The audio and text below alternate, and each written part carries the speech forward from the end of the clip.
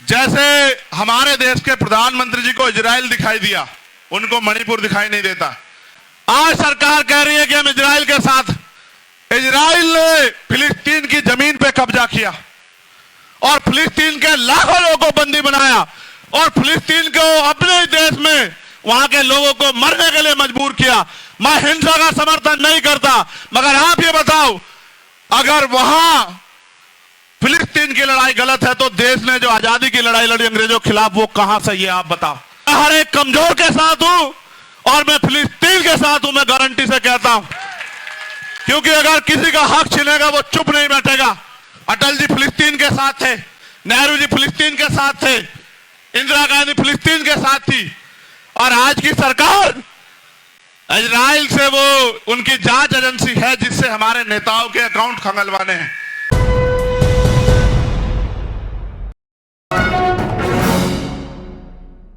अभी मैं चर्चा कर रहा था एक पत्रकार साथी से, और मैं जानता हूं मीडिया के साथी इस बात पे जरूर ध्यान करें मेरी। जैसे हमारे देश के प्रधानमंत्री जी को इजराइल दिखाई दिया, उनको मणिपुर दिखाई नहीं देता। और मणिपुर छोड़िए, पूरे देश में जो कमजोर वर्गों पे हिंसा हो रही है वो दिखाई नहीं देती उनको। सरकारी कर्मचारी बड़ा आंदोलन कर रहे थे दिल्ली में कि हमें पेंशन दो, नौजवान सड़कों पे है, रोजगार नहीं है, महंगाई बेरोजगारी ने कमर तोड़ दी है, कोई कहने वाला नहीं है। और आज सरकार कह रही है कि हम इजराइल के साथ।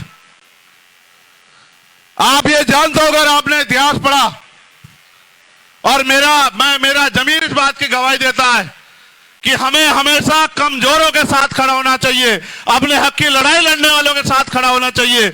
आप इतिहास उठा के देखो, अगर आप ये बात जानने का प्रयास करोगे इजराइल और फिलिस्तीन को, तो आपको पता लगेगा कि जिस तरह हमारे देश में हम लोग, इस देश के मूल निवासी, दलित, पिछड़े, आदिवासी और जो धार्मिक अल्पसंख्यक लोग हैं, वो जो बेबस लाचार हो रहे हैं अपने देश में वोट होते हुए भी, इसी तरह से इजराइल ने फिलिस्तीन की जमीन पे कब्जा किया और फिलिस्तीन के लाखों लोगों को बंदी बनाया और फिलिस्तीन को अपने देश में वहां के लोगों को मरने के लिए मजबूर किया। मैं हिंसा का समर्थन नहीं करता, मगर आप ये बताओ, अगर वहां फिलिस्तीन की लड़ाई गलत है तो देश ने जो आजादी की लड़ाई लड़ी अंग्रेजों के खिलाफ, वो कहां सही है आप बताओ। यहां भी तो शहीद आजम सरदार भगत सिंह ने अपने प्राणों के बलिदान दिए, उनकी यूनिट ने प्राणों के बलिदान दिए अपनी मातृभूमि की रक्षा के लिए, उसको आजादी के लिए अंग्रेजों से। अगर आज उस बात को वो लोग गंभीरता से आगे बढ़ा रहे हैं, तो मैं क्यों कहूं मैं इजराइल के साथ। मैं हर एक कमजोर के साथ हूं और मैं फिलिस्तीन के साथ हूं, मैं गारंटी से कहता हूं, क्योंकि अगर किसी का हक छिनेगा वो चुप नहीं बैठेगा। सरकार को जवाब देना पड़ेगा कि सरकार अपने निजी स्वार्थों के चक्कर में विदेश पॉलिसी खराब ना करे। आप अटल जी का बयान सुनना, अटल जी फिलिस्तीन के साथ थे, नेहरू जी फिलिस्तीन के साथ थे, इंदिरा गांधी फिलिस्तीन के साथ थी, और आज की सरकार इजराइल से वो उनकी जांच एजेंसी है जिससे हमारे नेताओं के अकाउंट खंगलवाने हैं, उनके फोनों में क्या है ये दिखवाना है, उनकी इंक्वायरी करवानी है। अपने निजी संबंधों को बचाए रखने के लिए अपने देश की फॉरेन पॉलिसी खराब कर रहे हो। चाइना का मुकाबला करो अगर तुम में दम है प्रधानमंत्री जी, हम आपके साथ खड़े हैं। चलो चाइना की तरफ आगे बढ़ो, चलो कूच करो, हम देखेंगे आप में कितना दम है। आज से पहले गोली हम खाएंगे, ये देश हमारा है, इस मुल्क के लिए शहादत हम सहेंगे।